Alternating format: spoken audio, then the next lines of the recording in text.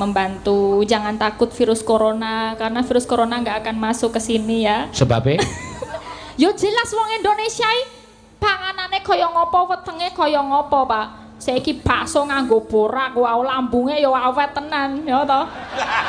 Terus es nganggo sakarin, nganggo pengawet, nganggo pewarna baju. Wah ya lambunge wong Indonesia wis ampuh. Saiki panganan tiba 5 menit enggak apa-apa, belum 5 menit, 10 menit enggak apa-apa. Gopak telek ya tetep dipangan kok. Ayo ora bakal kena corona ra wedi ngono. Malah kosok balen ya berarti wong Indonesia sing iso mateni virus corona iki wong Indonesia. Yo paling ya, Pak. Iya, virus corona mlebu ning lambung, terus virus-viruse ning jero ki omong, "Lho iki kok weteng kok regete kaya ngene iki. Sing arep tak serang apa iki? Endi-endi kok telek." Iya.